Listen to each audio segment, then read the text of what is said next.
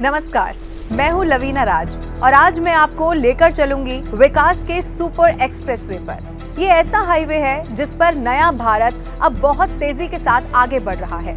देश में सड़क इंफ्रास्ट्रक्चर को लेकर क्रांतिकारी परिवर्तन हुए हैं और यही वजह है कि हिंदुस्तान की सड़कें अब दुनिया की बेहतरीन कही जाने वाली सड़कों को भी मात दे रही हैं। और ये सब कुछ हुआ है पिछले 10 साल में। प्रधानमंत्री नरेंद्र मोदी के नेतृत्व में पिछले 10 साल की अगर बात की जाए तो पिछले 10 सालों में देश में वर्ल्ड क्लास एक्सप्रेसवे तैयार हुए हैं और सिर्फ देश ही नहीं, विदेशों में भी एक्सप्रेसवे की तारीफ लगातार हो रही है। पिछले 10 साल में सड़क इंफ्रास्ट्रक्चर के क्षेत्र में हिंदुस्तान ने बहुत तरक्की कर ली है।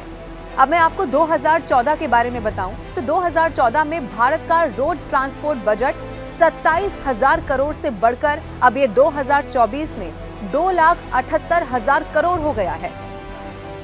ग्रामीण सड़क योजना के तहत करीब 3,74,000 किलोमीटर से ज्यादा ग्रामीण सड़कों का निर्माण हुआ है और अब ग्रामीण भारत में भी सड़कों पर चलना बहुत आसान पहले के मुकाबले हो चुका है। साल 2014 से पहले की अगर बात की जाए तो साल 2014 से पहले एक दिन में नेशनल हाईवे की सड़कें महज 12 किलोमीटर ही बनती थी, लेकिन अब हर रोज 28 किलोमीटर सड़कें बन रही हैं। भारत में दुनिया का दूसरा सबसे बड़ा रोड नेटवर्क 63 लाख किलोमीटर का है। मैं आपको आगे ये भी बता दूं कि दिल्ली और मुंबई के बीच देश का सबसे बड़ा एक्सप्रेसवे करीब 1,386 किलोमीटर का बन रहा है और सबसे लंबा हाईवे होने के साथ साथ सबसे हाईटेक भी है। 8 मार्च 2019 को नितिन गडकरी ने इसकी आधारशिला रखी थी, आपको याद होगा, और फिर 12 फरवरी 2023 को पीएम मोदी ने इसके पहले सेक्शन का उद्घाटन कर दिया था और इस एक्सप्रेसवे में 12 घंटे में दिल्ली से मुंबई का सफर पूरा किया जा सकता है। द्वारका एक्सप्रेसवे देश का पहला एलिवेटेड अर्बन एक्सप्रेसवे है।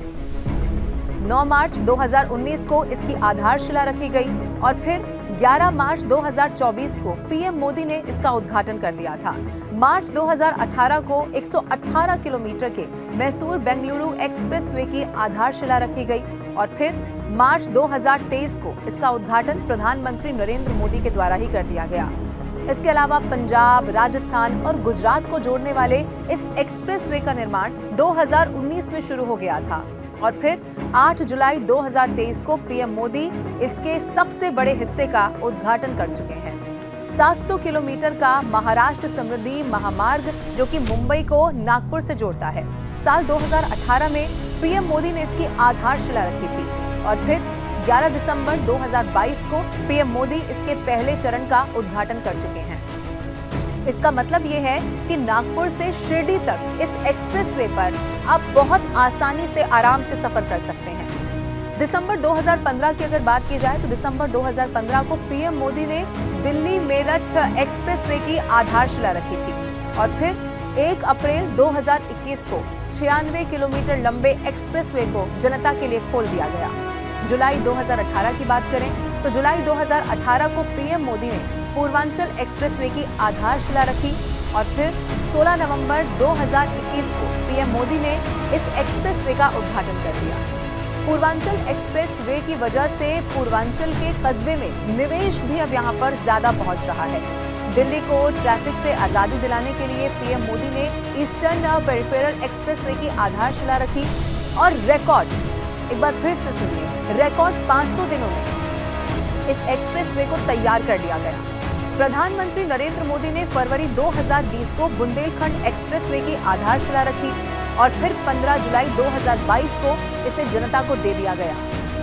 रिकॉर्ड 28 महीनों में इस बुंदेलखंड एक्सप्रेसवे को तैयार कर लिया गया।